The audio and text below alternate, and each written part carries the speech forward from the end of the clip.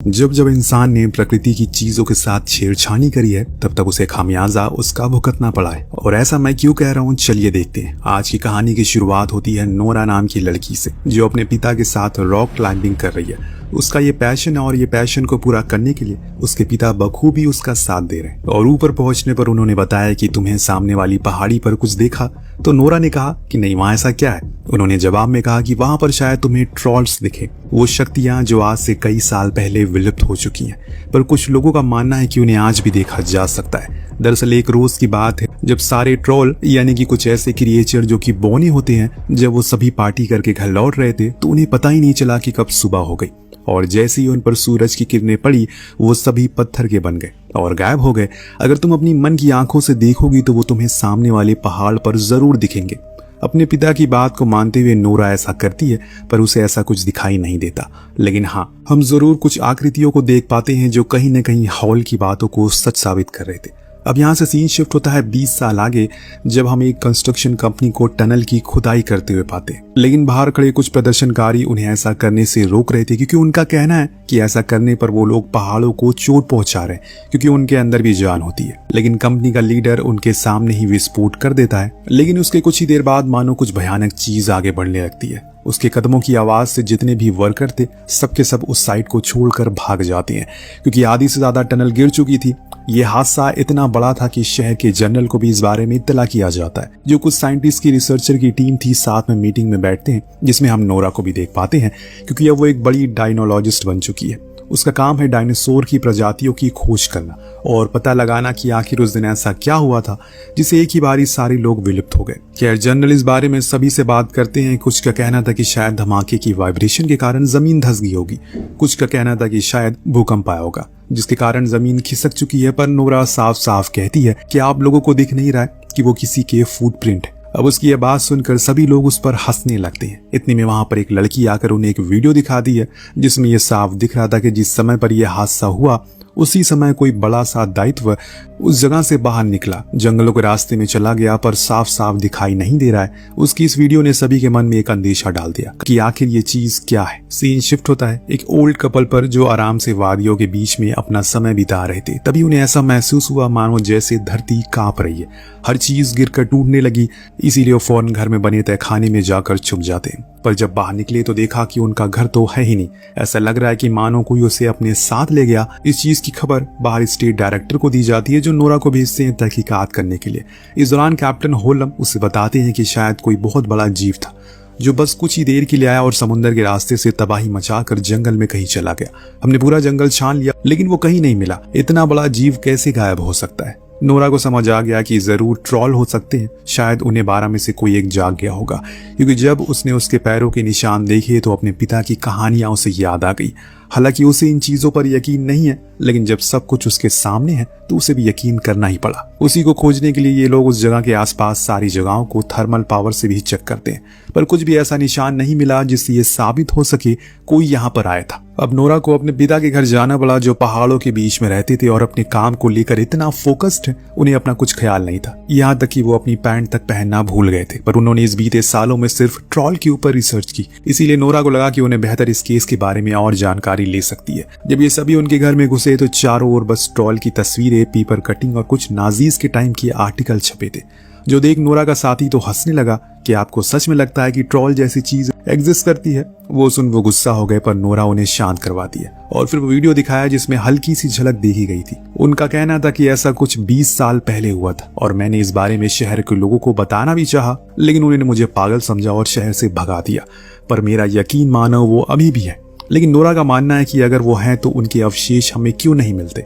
आखिर हम कैसे यकीन करें कि वो हैं? तो नोरा के पिता हार्वर्ड कहते हैं कि उनके अवशेष है यही कहीं आसपास, हमें दिखाई नहीं दे रहे हैं बस। अब ये लोग उन्हें लेकर उसी जगह पर जाते हैं जहां आखिरी बार ट्रॉल के पैरों के निशान देखे गए थे। वही हार्वर्ड हर चीज को देखता है और बड़े ही यकीन के साथ कहता है कि वो यहीं पर है। लेकिन कैप्टन के साथ साथ अब नोरा को भी लगने लगा है कि उसके पिता पागल हो चुके हैं।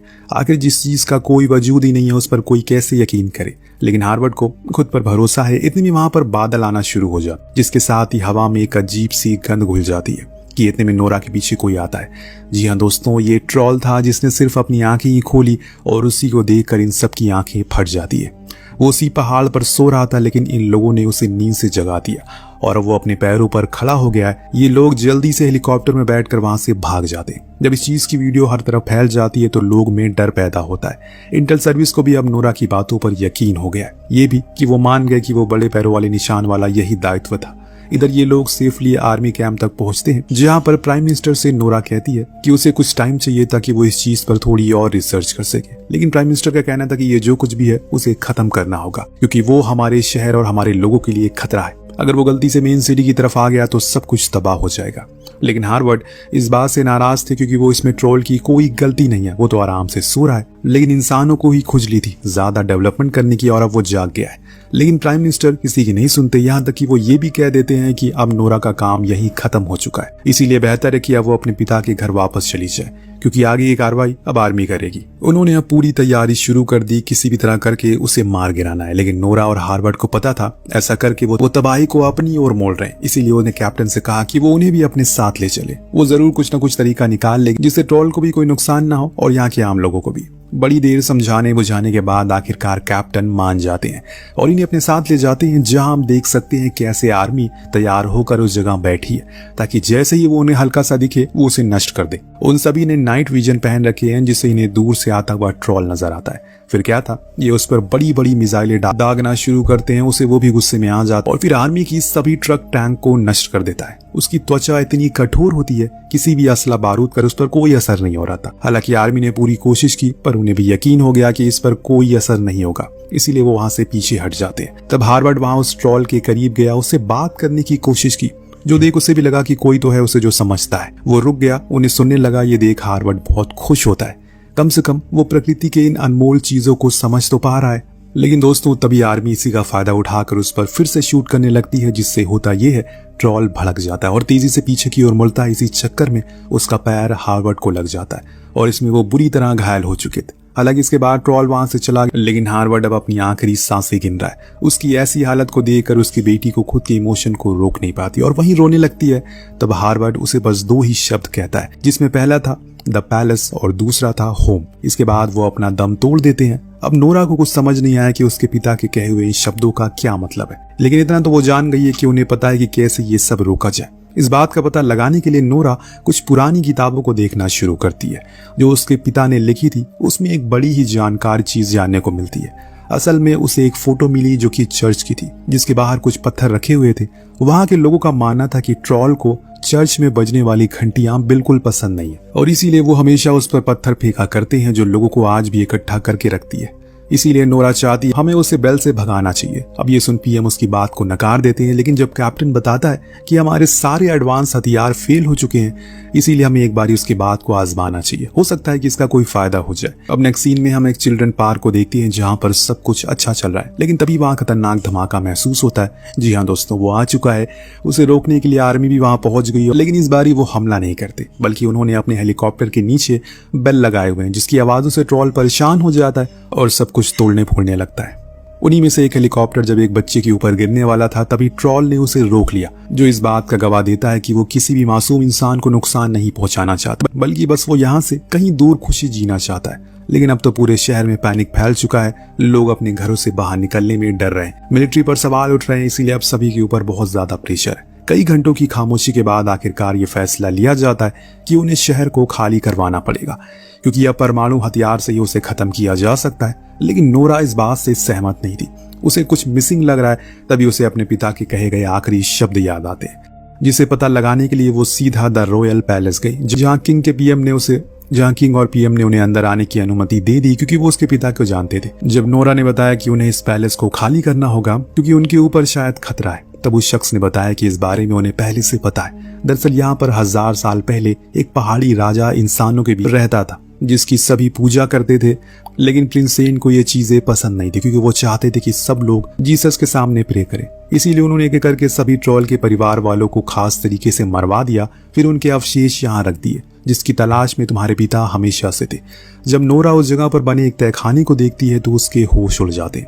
वहां पूरे ट्रोल के परिवार के कंकाल पड़े थे और इसके बाद पीएम ने बताया कि जमाने के प्रिंस ने सिर्फ एक बच्चे को छोड़ दिया था, हो सकता है कि वो अब बड़ा हो गया और अपने घर वापस लौटने की कोशिश कर रहा हो। इस बीच नोरा उन कंकालों को देखने के लिए उस पर टॉर्च मारती है तो वो पत्थर के होने लगते हैं, जिससे उसे अपने पिता की कही हुई बात याद आती है, कैसे वो सूरज की किरणों के संपर्क में आते ही पत्थर के बन जाते हैं, यानी कि रोशनी उनकी दुश्मन और अंधेरा उनका दोस्त है। अब उसका साथी कहता है कि हमें तो उसे कई बार रोशनी में भी देखा। तब नोरा कहती है कि नहीं, उस समय सूरज नहीं था, घने बादल थे। अब उसने फौरन कैप्टन को इत्तिला किया और बताया कि उन्हें जितनी जल्दी हो सके शहर में यूवी रेज लाइट लेकर आनी होगी और ये सब खत्म हो सकता है। लेकिन वहीं दूसरी ओर पीएम ने जब देखा कि अब शहर की ओर वो बढ़ रहे हैं तो उसे परमाणु बम के लिए आदेश दे दिया, जिसके लिए एक फ्लाइट टेक ऑफ कर गई। जब इस बारे में कैप्टन को पता लगा तो उसने उस जेट के पायलट से कहकर थोड़ी देर के लिए डिले करवा दिया, इससे पहले कि वो उस आइडिया को टेस्ट करना चाहते हैं। यहाँ कैप्टन को भरोसा है नोरा पर, जरूर उसने कुछ सोच समझ कर ये बोला होगा।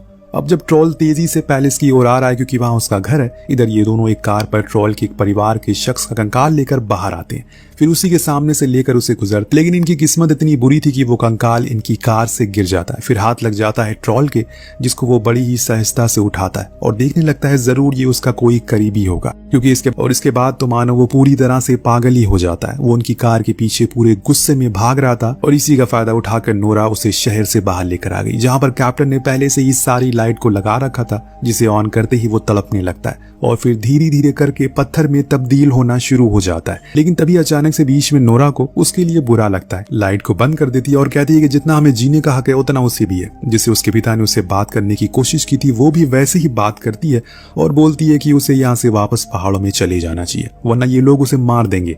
वो उसके सामने हाथ जोड़ती है, ट्रोल भी समझ गया, पर तभी दोस्तों सुबह हो जाती है और सूरज की किरणें देखते ही देखते वो पत्थर में तब्दील होने लगता है। इस बदलाव में उसे बहुत ही ज्यादा तकलीफ हो रही थी, जिस चीज को नोरा महसूस कर सकती है, लेकिन अब वो कुछ कर नहीं सकती क्योंकि ट्रोल का अंत करीब है। वो कुछ ही पलों में पत्थर की मूर्ति बन जाता है और नोरा उसके करीब गई, उसे माफी मांगी क्योंकि वो उसे बचा नहीं सकी, उसकी आंखों में आंसू थे, लेकिन वो कुछ कर नहीं पाई। कुछ देर में वहां पीएम का काफिला आता है, जिसमें से पीएम बाहर आकर नोरा से बोलते हैं कि उसके पिता की सारी कहानियां सच थी। लेकिन नोरा कुछ नहीं कहती और बिना कुछ बोले वहां से चली जाती है और इसी के साथ ये कहानी यहीं पर खत्म हो जाती है। वेल, आपको कहानी कैसी लगी हमें कमेंट करके जरूर बताएगा। मिलते हैं अगली वीडियो में। Thank you so much for watching.